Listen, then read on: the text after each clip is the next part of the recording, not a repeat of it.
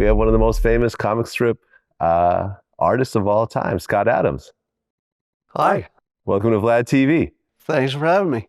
So you actually started drawing at 6 years old. Yeah, if you can call it that. At 6 years old, it was more of a scribble than a draw. But Okay. at the age of 6, I wanted to be a cartoonist. Okay. And at that point, what were you really doing cartoon-wise? At 6, probably just eating my crayons and, trying to draw faces that looked like faces. Mm-hmm. But I had discovered Peanuts, the cartoon, at about the age of 6. And it was the first reason I had to learn to read. Because I saw the art and I thought, hey, if I could read these little comics, I would have way more fun than just looking at the pictures. Uh-huh. So I think it actually helped me in my scholastic endeavors because it was the first reason to actually read something. Okay. And, as you started to get older, when you got into your teens and so forth, you kept drawing? I've always been a doodler. So if you look at any of my notebooks from school, they're full of insulting pictures about my teachers and classmates. So I've never not drawn. It's almost a compulsion. If I'm sitting there for 5 minutes and there's a pen and a surface to draw on, I'll be drawing. Okay. So you kept drawing just by yourself for fun. You graduate high school. You go to college. And what did you study? Economics. Okay. So there was a period in around 11, 12 years old when I actually applied to the famous artist school for young people. It was a correspondence course. Mm-hmm. And it turns out I was actually 11, and it turns out they have to be 12 to be a famous artist, they told me. So they rejected me, so I couldn't even be in the correspondence class for the famous artist school. And I kind of gave up on the idea of cartooning, because at about the age of 11, I realized that there was only one Charles Schulz, and that there were billions of people in the world. So my odds of succeeding as a cartoonist were so low that instead I decided I'll be a lawyer. So I did economics degree as what I thought was going to be pre-law. Mm-hmm. At some point I figured out, hey, law sounds like a terrible job. I'm just going to be an opponent to people. If I win, somebody else is probably going to lose. And it didn't seem like the world I wanted to live in. I wanted something where if I did a good job, other people were just happy. Not a job where if I do a good job, someone else is unhappy. So, but it still didn't seem like cartooning was practical. So after college, I went about the task of creating a normal career. I became a banker for a while, had a variety of jobs in banking. And when that didn't work out, I went to Pacific Bell. And it was another cubicle-related job, the local phone company. And that career also didn't work out for the same reason as the first one. It was a funny little period of time. And by the way, I can only tell this story now. Back then, I couldn't tell this story. My banking career ended when my boss called me in her office and said, I don't know how to tell you this. It's kind of embarrassing. But the company has no diversity in senior management. Not enough women, not enough minorities. And we got caught. Basically, the local media is busting us for having no diversity. So they said, we just can't promote you because you're a white male. And I said, well, how long is that going to last? And they said, well, no way to know. It took 200 years to get here. Who knows how long it takes to reverse it? So I quit. Okay. I went to Pacific Bell and got on the management fast track. I had a rocket strapped to my ass, as they like to say in those days, and I was bound for management. A few years into it, things were looking good. I finished my MBA at Berkeley, and that really is the thing that gives you the seal that lets you go higher. And one day my boss called me into his office and he said, turns out the media just busted us for having no diversity in senior management. Again. And he said directly, again, I'm not interpreting what happened. These were direct statements from my boss, two bosses. And my boss at Pacific Bell said the same thing, said, can't promote you because you're a white male. Don't know when that's going to change. Okay. So about that time, I said to myself, I think I'm going to look around, see if there is something else I can do that doesn't require having a boss. And I thought cartooning might be a good way to at least make some money on the side, if I could figure out how to do it. So I set about the task of figuring out how a person becomes a cartoonist.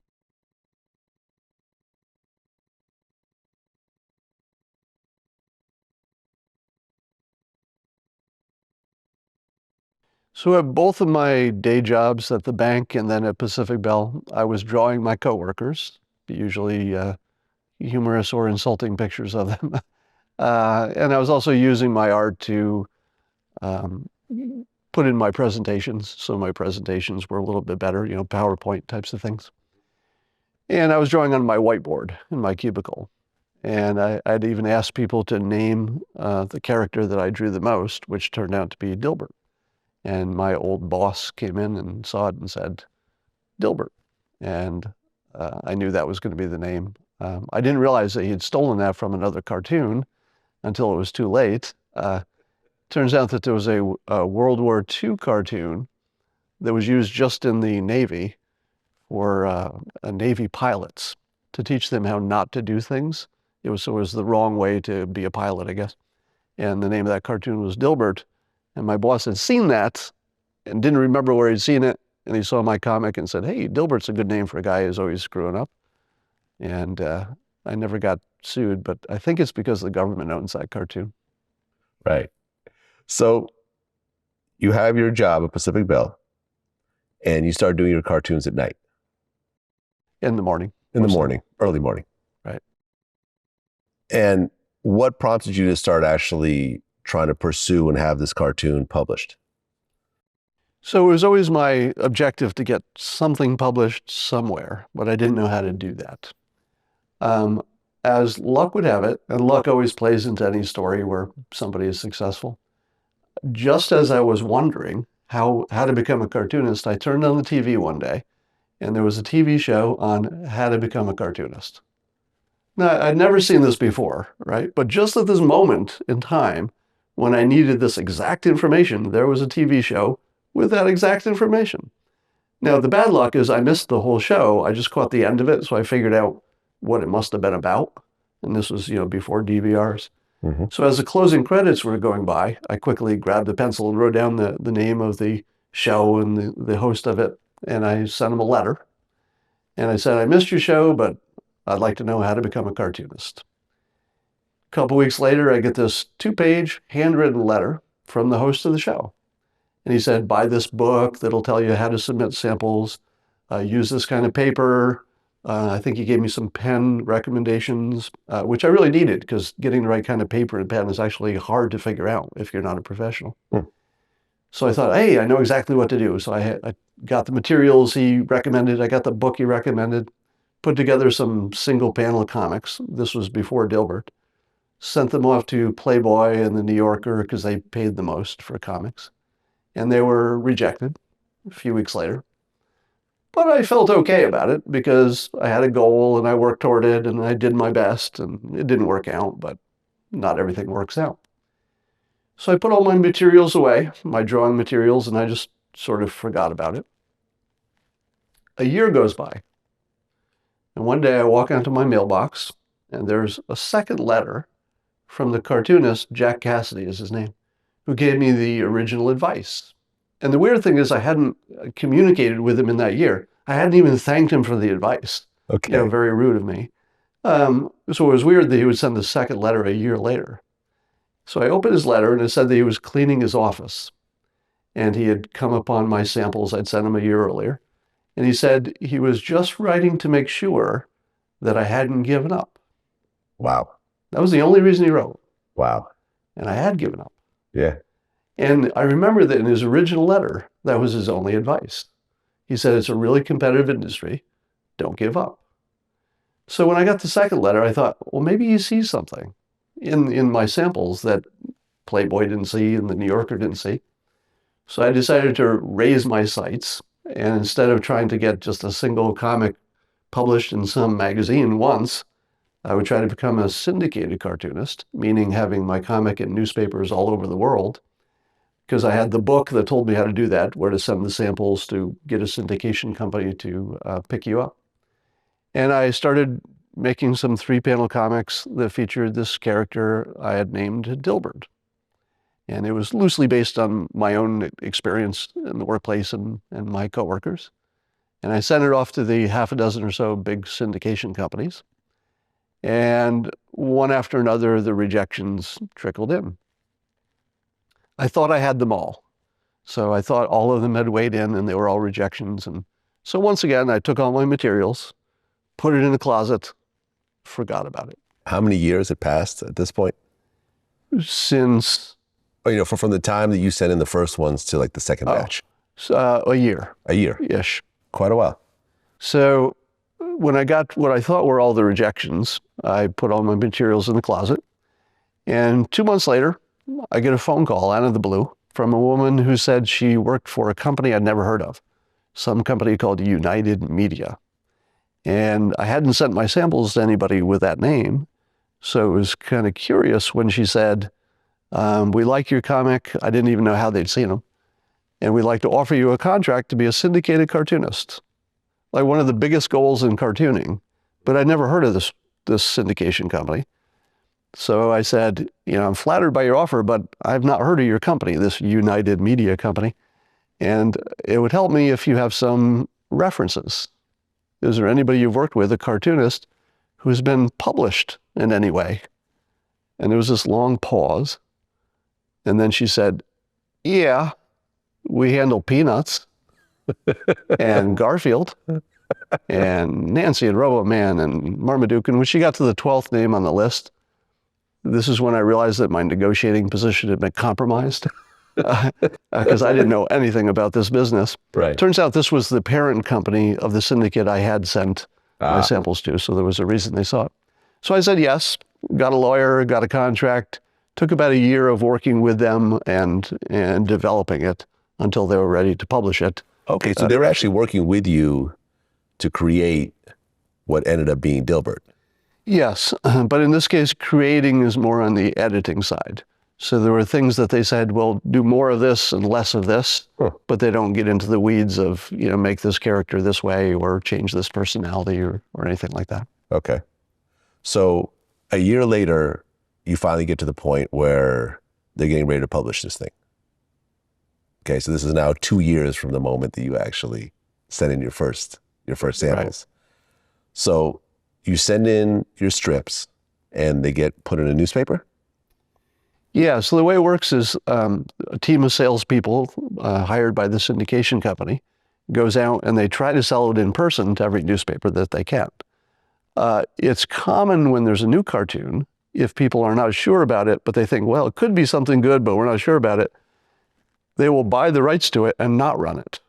Just in case it becomes big, they don't want their competition to get it. Because in those days, if one newspaper had it in a city, we didn't sell it to the other one. Uh-huh. So on day one, almost nobody ran it. I think it got sold into maybe 25 newspapers, but almost none of them ran it for the same reason. They were just protecting the rights. Eventually, a few started running it, but it was still pretty much a failure. Not enough people bought it to make it successful, not even close. And there were a number of lucky events and some events that were, I guess, good work that caused things to change for me. So your first royalty check was $368?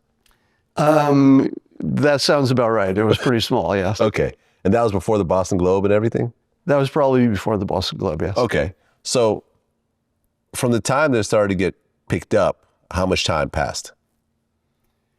Well, it was probably a period of 5 years before it became something that anybody had heard of. Really? So for 5 years, this company stuck with you, United, stuck with you and kept pushing this product, even though people weren't really biting? Well, stuck with me would be overstating it. So the way they do it is they have a new product, they try to sell it for a year or so, and then it either takes off on its own, or they put their attention on the next new product, and they let you either sink or swim on your own. So I was about to sink because I no longer had that support, like most of the comics that don't work. It's very rare that any of these launches actually work. 1 in 5, 1 in 10, that's the best you can hope. But I wasn't done myself. And so one of the things that I had as an advantage was I had email before the public had email. And I put my email address because of my day job. I was still working my day job at Pacific Bell. So I put my email address in the margins of the strip, which was revolutionary at the time. It sounds funny now, but nobody had email then. But the people who did have email, I mean, there were some, all wrote to me. And they all said the same thing. And it's something I had not heard until that point. They said, we like Dilbert a little bit when he's at home doing generic things, which is what he mostly did. But every once in a while, when he's at work, which was not really where he was most of the time, it wasn't a workplace comic. They said, we love it when he's at work. We cut them out, we send them around. And they all said the same thing. So that's when I changed the comic to a workplace comic. So it was a big change. I got rid of all my artistic integrity. I didn't have much to begin with. And just said, well, if that's what the customers want, I'm not going to be an artist about it. I'm going to be a manufacturer, I guess. I'm going to give them what they're asking for. So that was a big step. So as soon as I made it a workplace comic, people had a reason to forward it around. It started growing on its own. And then the next big thing was the internet. So when websites became a thing, I also was early on that because of my day job again. We were doing early things with the website before people had even heard of something called the internet. Literally, people hadn't heard the word at this time. My syndicate and I decided to put it on the internet because we had nothing to lose. It was still a failing comic, so we could do things that other people couldn't do. And it was a big risk to put it on the internet because you were giving it away for free. Right. At the same time, other people were paying for it. And we didn't know how they would take that. Turns out they were okay with it. And having it on the internet allowed our salespeople to go in and say, look, here's a whole pile of email from people who are in your district who say they want this because they've already seen it on the internet. And then it's sold everywhere. So this whole 5 years, you still had your day job. You were still working at Pacific Bell and drawing comics on the side because the comics weren't paying anything. Yeah, I was getting up at 4 a.m., drawing for a few hours, going to work, and then coming home and drawing and finishing the drawing for the rest of the night. And you couldn't just quit your day job because the comics weren't paying anything. For the first several years, I couldn't. For the last few years of my day job, I was making enough money that I could have quit, but it became so easy to go to my day job because I didn't worry about anything, because I could quit. And I was already getting famous, so I was famous at work as well. And my coworkers actually made a deal with me that they would do my work for me, and at least in the final year or two, I think. They would actually do my work for me. I could come in whenever I wanted. And the only thing that they asked me is if they had a customer who they wanted to show our products to, that I would come in that day. Because the customers were treating me like a celebrity already. So it was just a good way to sell their products. So 6 years later, your comic strip is being picked up in major markets all across the country. It's time for you to quit your day job. Well, it turns out I got fired. You got fired. Yeah. Sort of half fired, half quit.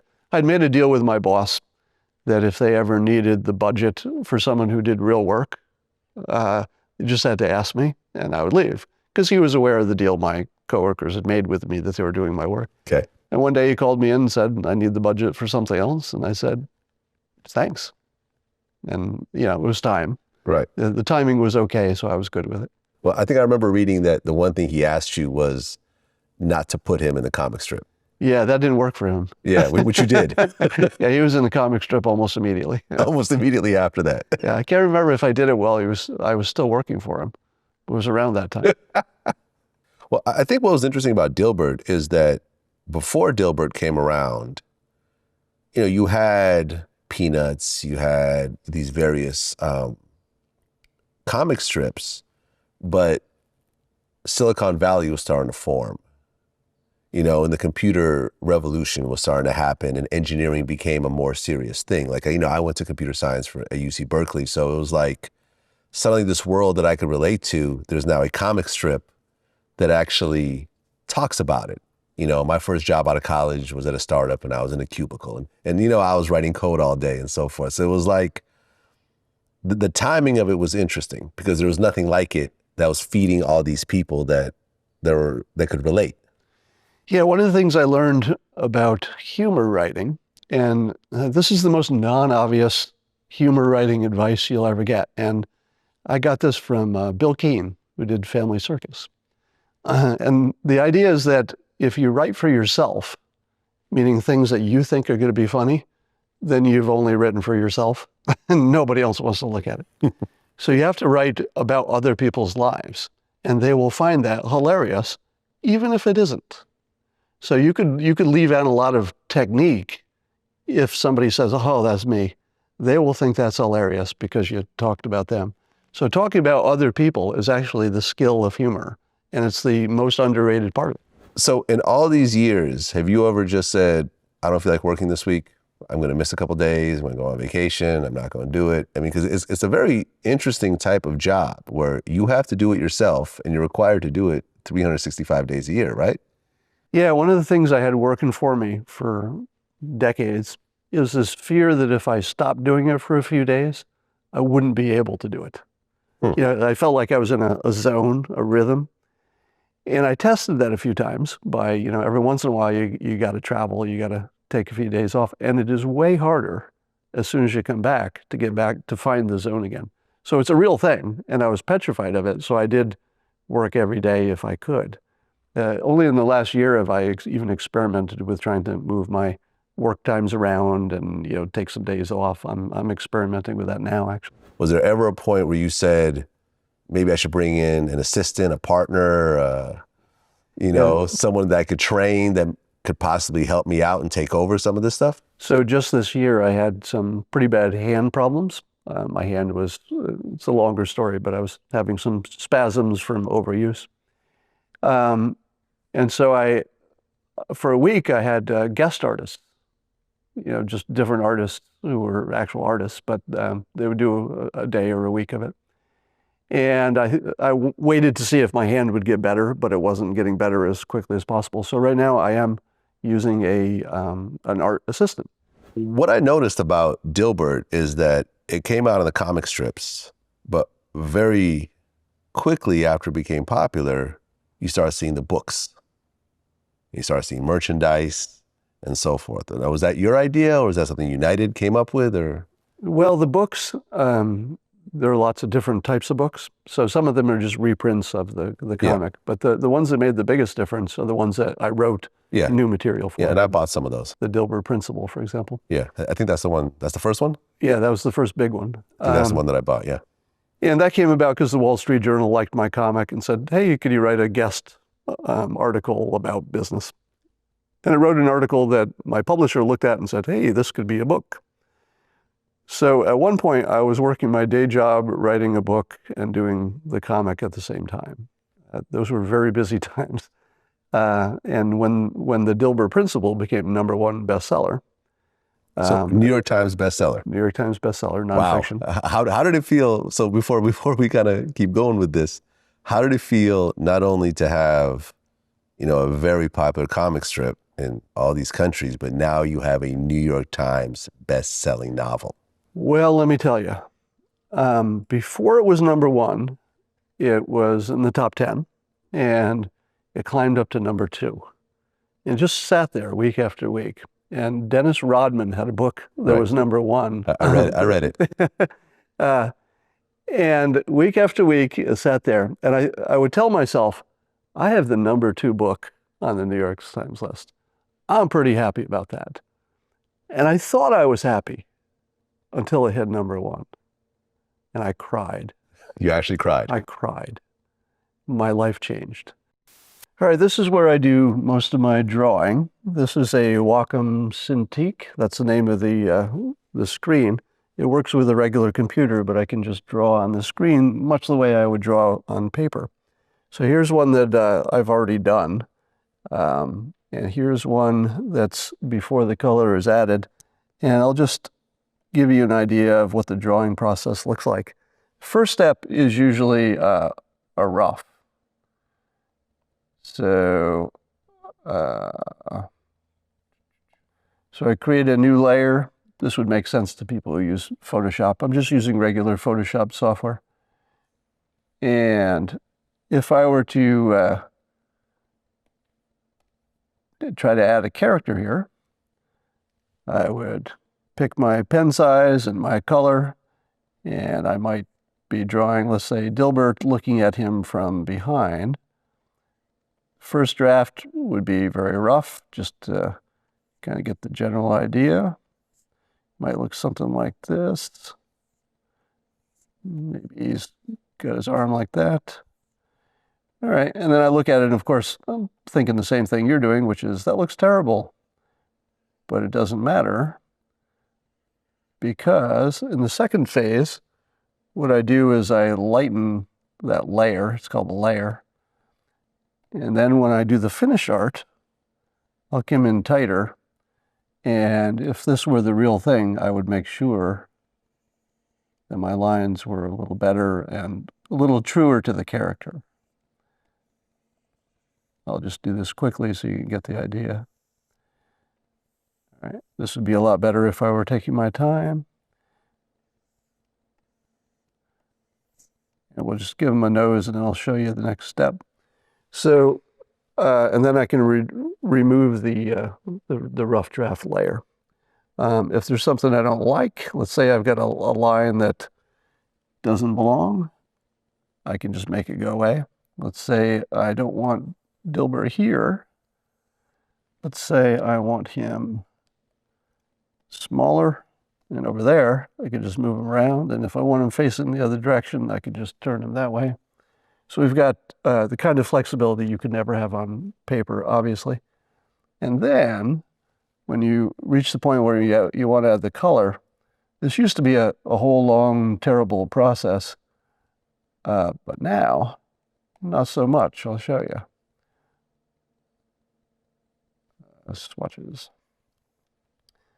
Now all I have to do is choose my color, and oh, this one would have to be changed to a different mode. It's a little more like computer programming than it is like drawing these days, because there's so much processing that goes on.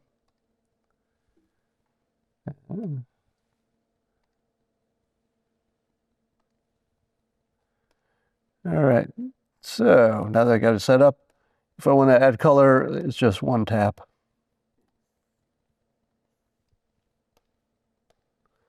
Like that. And let's do his shirt.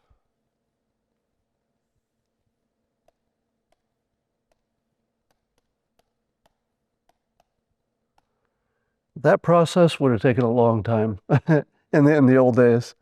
So when I'm done, I just send these files off to my cartoon syndication company, and they send it out to the rest of the world. And how many books have you written so far? Well, the ones that have real text and words and are not just comics, I think there are 9 of them. 9 books. Different types. Some about the workplace and humor, 2 about or fiction revolving religious psychology. The latest one, How to Fail at Almost Everything and Still Win Big, is a book about success. Mm-hmm. And there are a few other miscellaneous in there. How many of those books actually reached the New York Times bestseller list? Several of them did. Okay. And then some other ones reached within categories. So the How to Fail book is often number 1 in its category, even now, a couple of years later. Mm-hmm. And then there are, there must be close to 40 reprint books that are just the comics that have already run. Wow. So 10 years ago, you reached what you described as fuck you money. Yes. What did that mean to you? What is fuck you money, according to Scott Adams? Well, this concept comes from the regular workplace, from, I think, finance people came up with it first.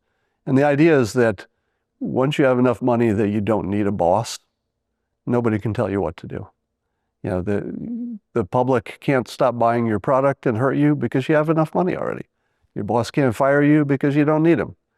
So you're not really free until you can say fuck you to all your customers and your boss. Okay. Right? Now, I don't say that to my customers because I'm just appreciative every day that they care about anything I do. Mm-hmm. But I can. I can. And if anybody follows me on Twitter, they know I do on a regular basis, about 25 times a day. There's somebody who just deserves to be, given that treatment. But you didn't necessarily have a boss for a long time, though. I mean, you worked with this company, but you're creating your own product and the product is rolling along. Yeah, I use boss loosely to mean Yeah. anybody who can control your fate. But yeah, whether it's your specific boss or just people who control you. Right. Now, when you talk about fuck you money, are you really talking about I no longer have to work for the rest of my life and I can still maintain the kind of lifestyle that I want? Yeah, I mean, it's sort of a loosely defined thing that's going to be different for everybody, but everybody has in their mind, if I made this much money, I would never work again. Yeah, until you get used to a certain kind of lifestyle, you realize that's not going to work anymore. So I made that much money and I said, I'm free. I'll never need more money or anything. I'm at 4 times that now. Mm-hmm. Still don't feel any closer to quitting because the work has its own benefits. And like you said, you reach a certain lifestyle and you're helping a number of people around you, which is more rewarding actually than, I'm not very materialistic beyond my house. So it's hard to stop because there's so many rewards. So even though you can, and I guess that's part of the benefit of it, the joy of work is far better when you don't have to do anything the way anybody else tells you to do. What do you think, in terms of your life, was the greatest thing that you got from having a certain amount of money? My best luxury from having money is the house I'm sitting in right now. You haven't seen it, but one of the rooms in my house is a full indoor tennis court. So Okay. I'll show you that after. Okay. Tennis was my big sport for most of my life. And I always dreamed that if I ever made it, I would have my own tennis court. At the time, I wasn't thinking indoors, but Charles Schultz has had an indoor tennis court. And I saw it once, and I'm like, got to have one of those. So that probably was the most meaningful thing. Wow. So your last book, How to Fail at Almost Everything and Still Win Big. Did I say that right? You did, yes. So this was actually something that I have been really preaching for a long time. And I was actually thinking one day maybe I'll write a book about it, but clearly you beat me to it.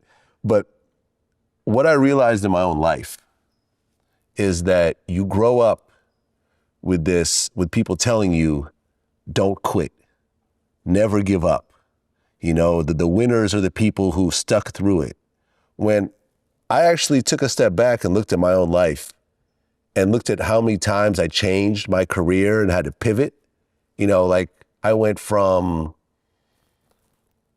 first of all, going to Berkeley, not knowing what I was going to do, to choosing computer science, to being a programmer, then not, realizing that I don't want to be writing code all day, to starting my own recruiting agency, to, the .com collapse, wiping out that agency, to becoming a DJ, to becoming a filmmaker, to where I am today with Vlad TV, where it's almost 10 years, where I'm kind of combined a whole bunch of these things into one thing. And I've had success in a lot of these, but yet I had to tell myself I am quitting.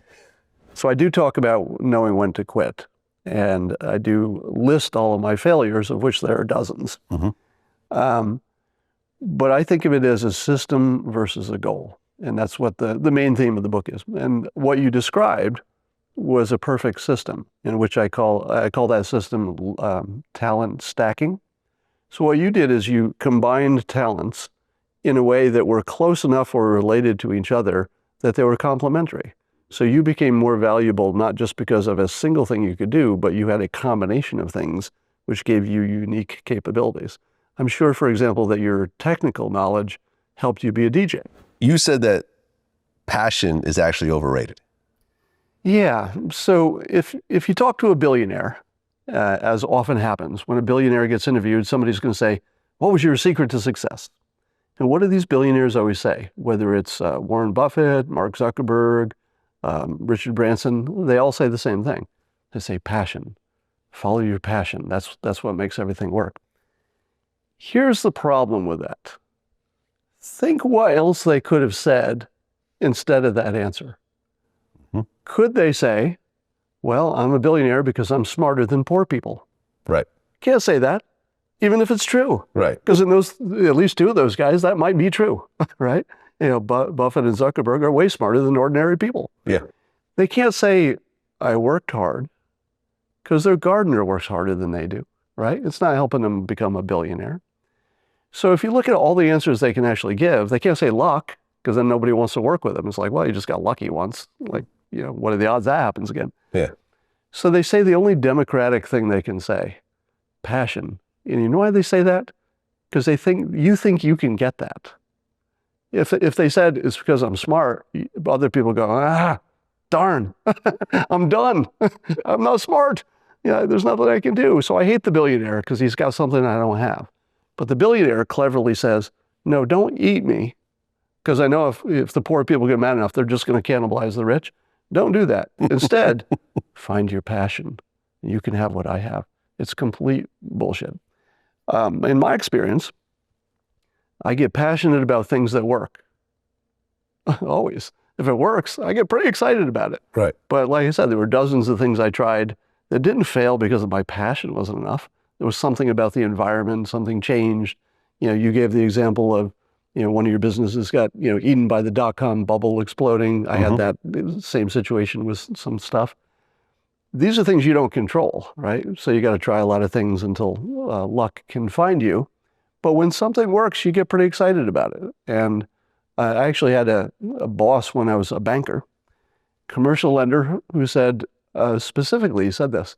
He said, if somebody comes in for a loan for their favorite thing, like somebody likes sports, so they want to start a sporting goods store, don't give that person a loan, because they're not here for the right reason. They're here for passion. And that's not who you want to give a loan to. Because the guy who you want to give a loan to comes in and he goes, I want to start a dry cleaning franchise, be a franchisee for a dry cleaning store.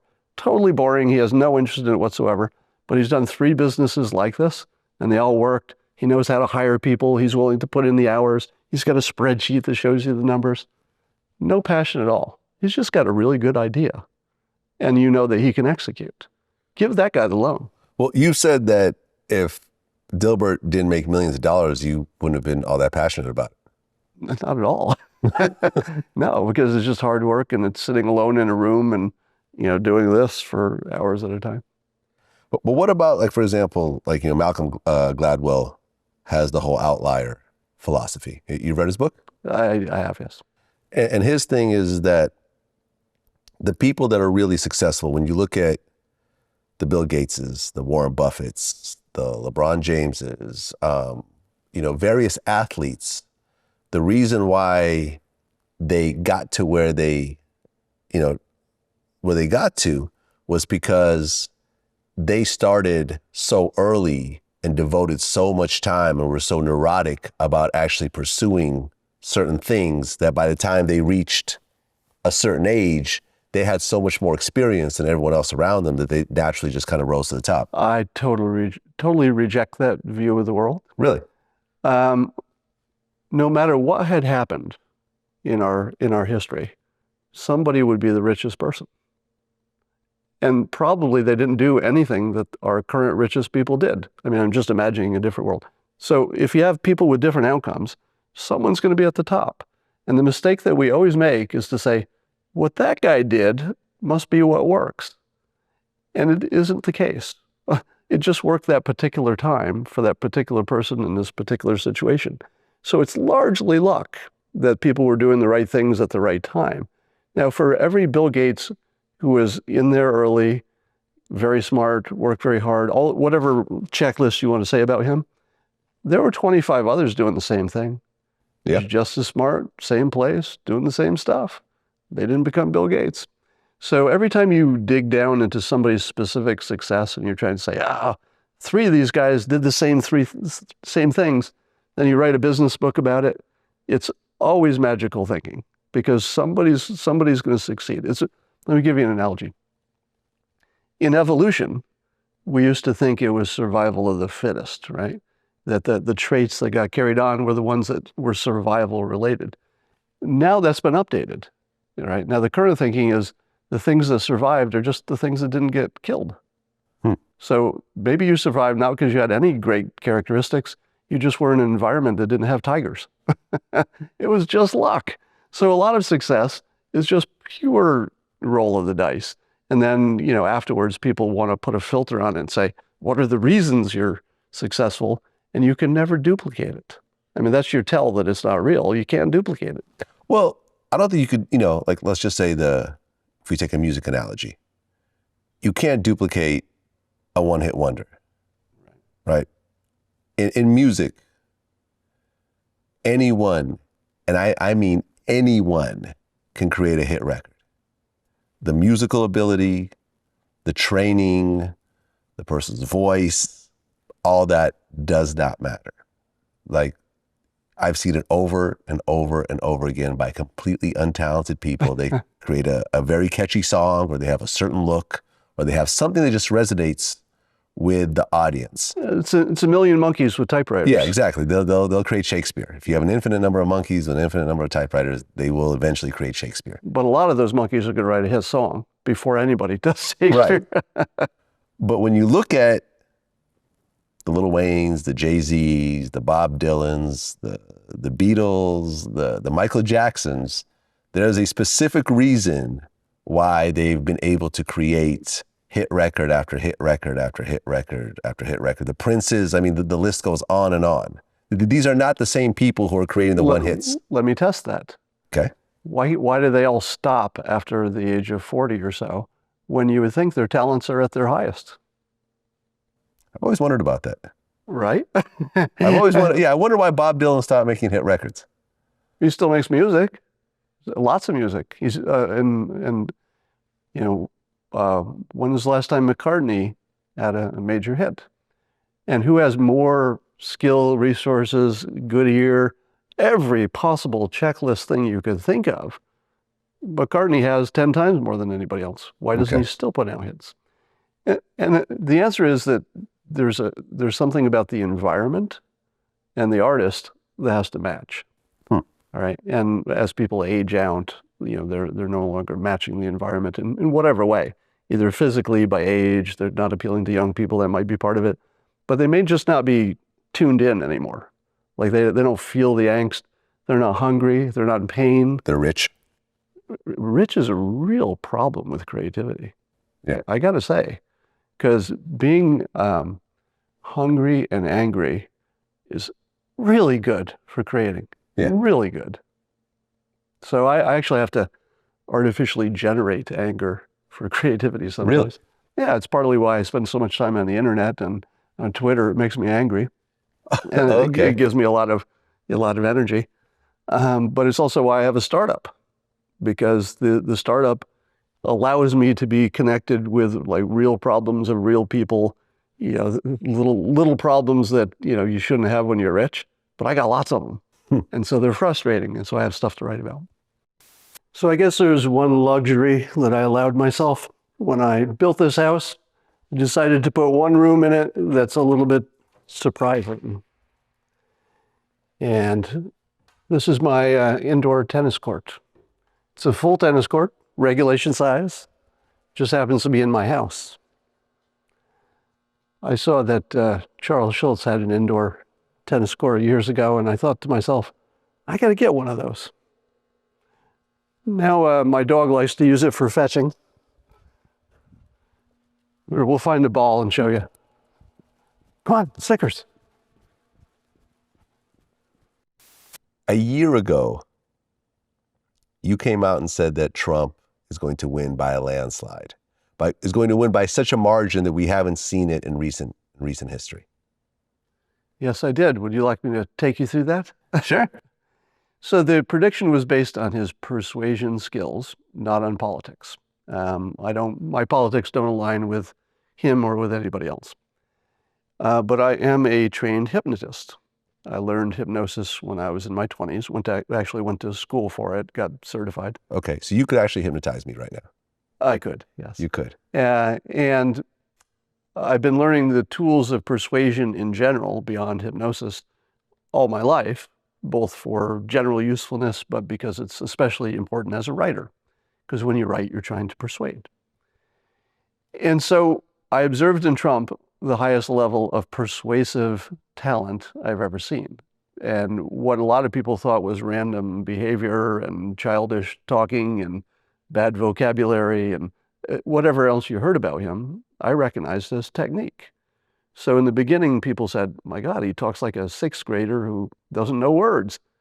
But months later, as he was rising in the polls, you saw the experts start to consolidate around what I said in the beginning, which was, wait a minute, this talk is really effective. He keeps it simple because that's who he's talking to. And he repeats things because repeating makes a difference. So if I were to ask you, what are Trump's main things he believes, everybody could list it. Crooked Hillary. Yeah. Make America great again. And then you ask, what are any of his opponents, during the primaries or now, what do any of the opponents think of? You're like, stuff, make things better. It's just a less clear message. So in many ways, he had this level of talent that I'd never seen. And so I predicted he would just slice through the field and cut them apart. He did win the nomination against everybody else's projections. Yeah, in a landslide. And I would argue that until the Access Hollywood tape came out, which, let's face it, nobody could have predicted that. that specific thing was unpredictable. What you could predict is that women would come forward with stories of his bad behavior. Right. But without him saying things on tape, it would have just been background noise. And he'd already said, I'm no angel, and he had confessed things in the past. It just wouldn't have moved the needle. Right. But the double whammy of hearing it in his own voice, and especially the way he said it. Yeah, grab him by the pussy. Yeah, and then adding, a dozen people coming forward and saying things, doesn't mean any of it happened. All right, I'm not the one who's going to say any of that's true. I've been deeply enough involved in this election cycle to know that there are a lot of things that are literally made up. I'm not saying that those women are making up anything. I'm just saying you can't believe anything in the election cycle. What I didn't count on, so for a while I changed my prediction, but I always had a caveat. I said, unless something changes, because nobody saw that happening. Nobody saw the Access Hollywood tape. So something else could happen. Could be WikiLeaks. Maybe Clinton will, drop dead or something, which is not impossible. I mean, she did collapse at the 9/11 event. But I think, amazingly, what we're seeing happen now is that people are actually getting used to it. Meaning that if Trump were a normal candidate and he had no problems, except this one thing, this Access Hollywood tape and then the women corroborating it, he'd be done. But there's so much noise in this campaign that a scandal that used to last 2 months of talking now lasts 2 weeks, and 2 weeks have gone by. and suddenly the importance of that event is just getting lost in all the other events. Okay. So I've reasserted my prediction that he's going to win. So you still feel he's going to win by a landslide? I think the landslide's a little harder to say, okay. but I am still going to say that because it's more fun to say that since I said it in the beginning. But I would say his odds of winning now are really high. You said that at this point, people have a choice between the crook versus the monster. Yeah, so I try to put everything in persuasion terms. So forget about their policies, forget about the facts, forget about that they're both lying about anything important. Nobody makes a decision based on those things. That's the filter I put on that. They do make decisions on how they feel, all right? And they do make decisions on how each of them frames the other one. So Trump has framed Clinton as crooked, and it's sort of a catch-all that takes everything from, hey, where are those emails, to what are you doing with that Clinton Foundation? Like everything goes into that basket. She's defined him as this dark monster. And dark, by the way, is a persuasion term that probably comes from professionals on her side. That everything he does looks monstrous and racist and homophobic. Now, if you were to dig into any specifics, you would find that the only bad things he does are statements about people who are not Americans. So he wants to treat Americans special. Hold on. You'd like to test that. I'd like to test that. Proceed. When he started mocking the disabled man during one of his speeches, when he did the whole thing, a lot of people were very turned off by that. 60 Minutes just ran a special, and they had a bunch of people in Ohio. This one woman said, that was the moment where I said, there's no way I can vote for this man. Have you seen the video of him mocking non-disabled people with the same mannerisms? No. All right. So you don't know the context. Okay. All right. So everything that people imagine about him is because something is either out of context or because his opponents, who are really good persuaders, have said, hey, this could be interpreted two different ways. But if you look at all these other terrible things he's done, it's obviously another terrible thing. But mocking a disabled man is still mocking a disabled man. I don't care if you mock other people in a similar fashion, you're still mocking a disabled man. No, pretending to be like, doing the whole disabled hand motion and so forth. My point is that when he mocked people who were not disabled, when he was giving his impression of them talking, he did this. Whoa. So he actually did a very similar hand gesture. Now, if you're telling me, I'm not the one who's going to say in the back of his mind, was he influenced by the fact that this guy has a bad arm? Probably. But you have to put it in context that this is the thing he does for everybody. And I've seen several videos of him doing that recently. Okay. Before he did it with this gentleman. Now, I'm not defending it. I'm saying if you see it in context, it looks different than if you don't see it in context. What about the comments about Mexicans saying that the Mexicans that are coming over are all rapists, thieves, and so forth? Right. When the reality is, yes, there's going to be bad people that come over, but the majority of people that are coming over here are just trying to find work. So here's the context. He says this, and then he also proves it to us, so we know he's telling the truth. It's in his He gives an example of some college girl who got raped and killed by an illegal Mexican. No, hold on.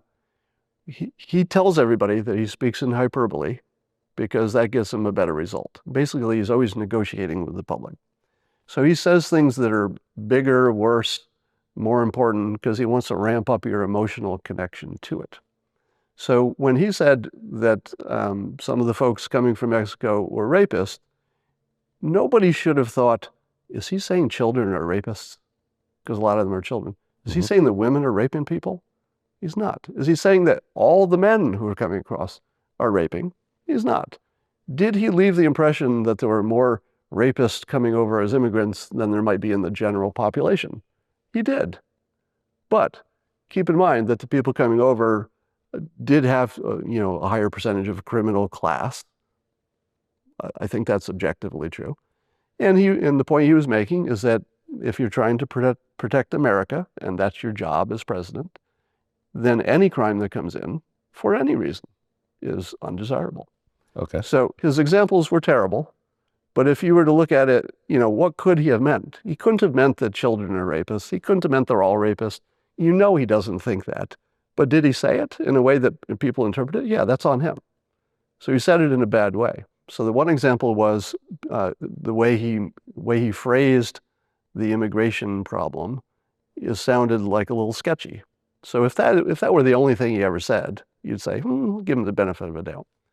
But then imagine there are other things. Let's say the Judge Curiel situation, right, where he said he was a, quote, Mexican judge and he might not get a fair hearing. Yeah, because he's building a wall. Right. Keep in mind the context that because of the things that Trump had said, 90% of American-born people of Mexican heritage probably were against him. So to say that someone who also shares that same heritage might be a member of the 90% who have a problem with him is not unreasonable. And in fact, it's what any lawyer would do. Any lawyer would look for bias and try to remove it.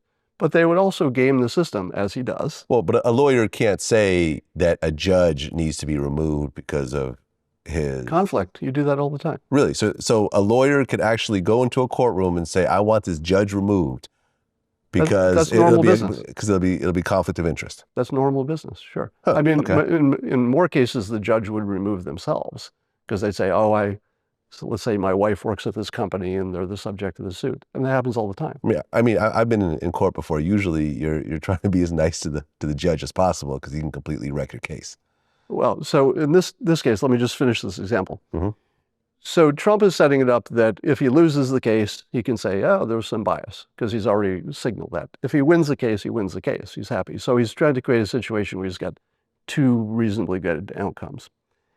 Now, his choice of the word Mexican was the red flag that sent everybody crazy, right? But imagine your friends, and I'm sure you have some friends who are, let's say, third-generation Italian, mm-hmm. American-born for 3 generations. And if you say, What are you? They say, I'm Italian. If you ask somebody who was born in America, has Mexican parents, what are you? They'd say, yeah, American, of course, but they also refer to themselves as Mexican. It's common language. People refer to themselves exactly the way Trump referred to the judge. Now, I assume Trump knew that there wouldn't be someone who was a non-citizen as a judge. I mean, does anybody assume that? So the assumption was that Trump was saying he was unqualified by being Mexican. There's nothing he said like that. He said something that is so mainstream legal strategy, which is, hey, this person fits into a category of people who are likely to be biased because most of the people in that category are biased. And I don't think anybody's arguing that Trump's comments caused him to, have some animosity in the American-born, people of Mexican heritage. Okay. I mean, I don't think anybody's arguing that point. But I think that Trump just has a pattern. When things don't go his way, he calls foul. He didn't win an Emmy, so therefore the Emmy board is, somehow stacked against him. He says that if he doesn't win this election, it's because it's rigged, even though elections have been going on for hundreds of years and you've never seen a rigged election before. What do you mean? There's plenty of rigged elections. The whole election being rigged. No, there's plenty of cases where there are lots of instances of elections being rigged, certainly in other countries. Small instances, not the entire election. Well, so look what's different about this election. I mean, there's the whole thing with Al Gore in Florida. Yeah, and there's the assumption that Kennedy only won because there was rigging in Ohio, right? Oh, okay, I didn't know that. All right, so I may be wrong about that, but there's an assumption that Kennedy only won because rigging. So there are two elections where something strange happened that really determined who was the president. But here's the bigger point. In the past, it's true that there's always been rigging at local elections, ballot stuffing and stuff, but it has never summed up to anything that mattered, right? Here's what's different about this election. Hillary Clinton has successfully, with her surrogates, framed Trump as the next Hitler, like an actual Hitler monster who will ruin not only the country, but will destroy the planet in a nuclear fireball. All right, that's the framing that she has successfully persuaded people to believe in. Now, under those situations, if you could fix an election to stop Hitler, would you do it? If you controlled the software to some of the machines, it's different software for different machines, you're the programmer, you knew you could get away with it, or maybe you think you might get caught, but you're stopping fucking Hitler. Right. Would you do it? Well, you yourself... No, hold on. Answer the question. Would you do it? Would I do it? You wouldn't stop Hitler? Yeah, I would stop Hitler. All right, so we've never had that situation before. We've never had Hitler. We've never had the thought that maybe Hitler would be running. So under that scenario, the belief that people might be more inspired to try harder to rig it and rig it at a higher level, because all these votes go somewhere to get counted and summed up, right? So at some point, there's a choke point where software is counting stuff. And there's only a few people who control that software. And some of those people are not going to be Trump supporters. And some of them have access to the code. And they're going to have this decision. Damn it, I don't want to break the law. I don't want to subvert the will of the people. But I'm not going to be the guy who let Hitler come to power. Well, but you could say that both ways, because it's not like the country is 90% Hillary Clinton, 10% Trump. It's still roughly in the 50-50 range. No, it doesn't work both ways. And it aggressively doesn't work both ways, because Trump has not framed Clinton as a monster. Okay. Corruption is actually something we expect of our politicians. Even I believe that Clinton's supporters also believe she's corrupt. They just don't think it's that much. Yeah. And they think it's sort of the normal amount. Right. I feel like the whole WikiLeaks thing, people don't really care about it all that much. People don't care because it has no emotional content. It's a little bit lawyerly and accountingly, you have to figure out, oh, she did this, but it looks like this, and maybe she should have done this differently. There's a lot of thinking involved. Yeah. There's no emotion. Right. So, there's no grabbing by the pussy. nothing like that. But I mean, when you look at that particular situation, and Trump's reply was, "This is just locker room talk." I could tell you that me and my friends don't talk like that. And I've interviewed porn stars. I've been around the block. And we don't talk about grabbing women forcibly and doing what really is sexual assault on a certain level. Now, are there men who have done this? Have I known men that have done this? Yeah. But do I want these people as a president of the United States? Can you really just say that I just want a regular guy running, or a regular woman running this country, the most powerful country on earth? Just a regular person just like me that makes the same stupid mistakes? No, like I want someone of a higher caliber. So I think we're now past the time when we can have good presidents. And what I mean by good is someone who's a good person as well as capable of doing the job. We'll get people who are capable of doing the job of president. Plenty of those. Obama. Well, I think he was a good president. You don't think he was a good person? Oh, I say we were past it. Oh, now that Obama's done, that was the last one? That may be our last good president. Right, because there's really nothing, you couldn't find anything about Obama that you could say, like, this is just a putrid human being. Like, well, you should assume that I know more about Obama than you do. Okay. Because I have different sources. Okay. So what has Obama done that? Well, I'm not going to say anything because I liked him as president. So I'm not going to be the guy who says anything bad about him. Right. Well, I mean, for example, like Obama has admitted in his own book that he's done cocaine before and stuff like that. So here's my point. We reach a time when you're almost always going to have a hot mic, an email, or a person who spills the beans on everybody. And the rules are off now. This election just threw all the rules out the window. If one of them wins by going dark, and they're both going dark, so a dark person is going to win, right? Somebody who wins. What does that mean, going dark? Meaning going brutal about people's personal life, getting really into the ugly stuff. If that works, and it will, because they're both doing it, and one of them is going to win, it will always be valid. People will always do it when they need to win.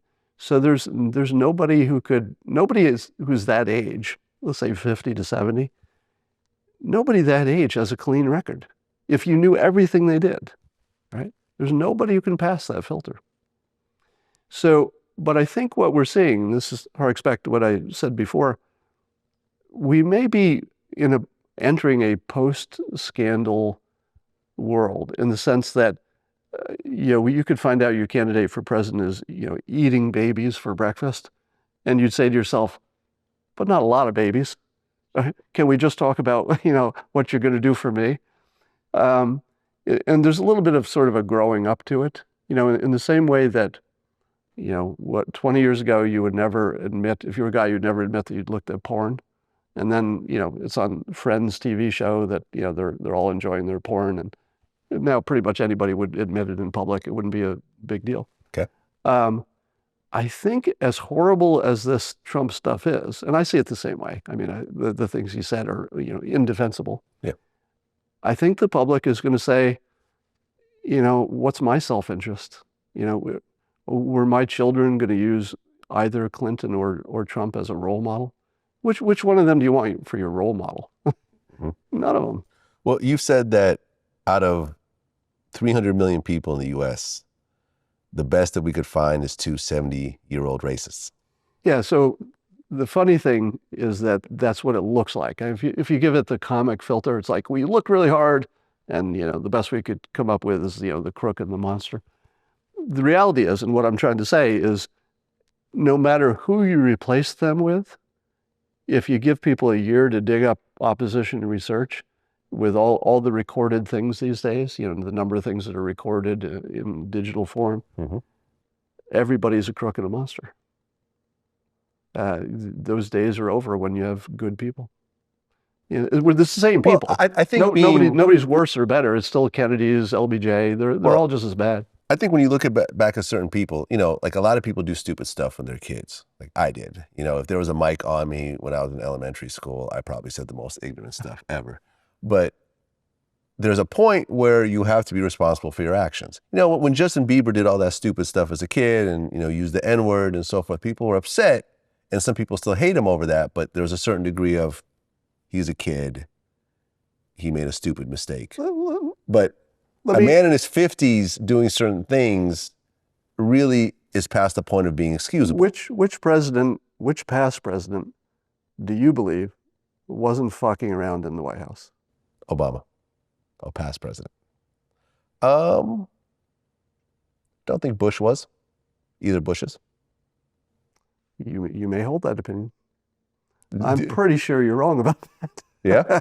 And by the way, I'm not saying anything about a particular individual, but again, I do have other sources than you do. Okay, so you're saying that your sources have told you otherwise.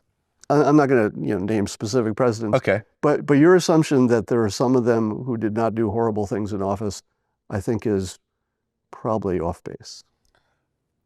Fucking around in the White House, I don't look at it as being a huge deal. Sexually assaulting somebody, I do consider a huge deal. Well, remember, it's alleged. Bragging about sexually assaulting somebody. What he said was, and I hate to be the lawyer for Trump because it's indefensible. So let me start with indefensible. Okay. But I will clarify. He said they let you do it. Now, in my experience, it's very unusual for a man and a woman, for the man to say, "May I now touch you there?" You're looking at their body language, the way they flirt with you, things they've said, the situation, and you're making a judgment. Is this the time I do this thing? Now, they let you. I'll tell you how I interpreted it. I interpreted it as the situation is such that I knew I could get away with this. Mm-hmm. Not that he snuck up behind somebody and said, "Arr, grab him." Right? So, and I've also written about this, that there's also a celebrity problem, which is that even I found this, my minor level of celebrity. People flirt with celebrities in a way that looks like they're interested in more than just your celebrity. And maybe they are, I don't know. So the odds of Trump having a false positive, meaning that he really thought the signals were there and he acted too aggressively and pushed somebody up a wall and kissed them, I totally believe that probably happened, right? But if you weren't there, there's two things you don't know. What did he see that made him think that was a good idea? Okay. And the other thing you'll never see is how many times did he do it and the woman responded positively and they made wonderful love. Well, I mean, I'm sure quite a bit. Let me just finish that thought because that's important. If out of 100 times he tried it, there were 3 times when the woman said, "What the hell? I was not thinking that." Right. I would say that's a guy who was wrong 3 times out of 100. No excuse, right? But he was just wrong. Right. But don't assume that he wasn't seeing signals, even if he misinterpreted those signals. So if you look at the whole picture, it's probably a different picture than what that quote says, because again, he was talking to a dude, didn't think anybody was listening. He tells us in every topic, on everything he talks about, he uses hyperbole. So you shouldn't take him literally on anything, whether it's policy or that. Like, why would that be the one thing you took him literally on when you don't believe anything else he's ever said? Right. Because he constantly just throws out things like, my next election, I'll have 99% of the black vote, when at the time he said he had 1% of the black vote. Yeah, so why should you take this one thing he said on a hot mic as being, oh, that was the one honest thing he said that one time? Okay. It seems unlikely. But again, let me bookmark this by saying I'm not going to defend him, right? Because if the allegations are true, it's indefensible. Yeah. But I will say that we probably will have to choose between, a crook and a monster. So, well, you said that Donald Trump has ended your speaking career and reduced your income by 40%. Yeah, I mean, obviously those are estimates that can't be figured out on a spreadsheet. But the speaking career part has completely ended, from having multiple speaking requests pretty much every week for my entire career to about this time last year, they just stopped. Really? I had one on the books that canceled and didn't give a reason. And you think that's because of Trump? What else changed? Well, but you're pro-Trump. Oh, being pro-Trump has being associated with him. So okay. I got it now. It took me a second. Yeah, pro-Trump isn't exactly the description I would use. Because keep in mind Not that, being anti-Trump. yeah, if you're not anti-Trump, you are the enemy. You are the enemy. Right. Especially in California. Yeah, it's real dangerous here. Okay. So what's next for you? Mm-hmm. Well, my startup, WhenHub, is in beta right now. And it's a startup that helps people tell stories across time. So whether it's a timeline or a future schedule. It's a little too much to handle right now, but that's probably the biggest thing that's happening, and I've got big hopes for that. Gotcha. Looking forward to it. Big fan. Thank you, Scott.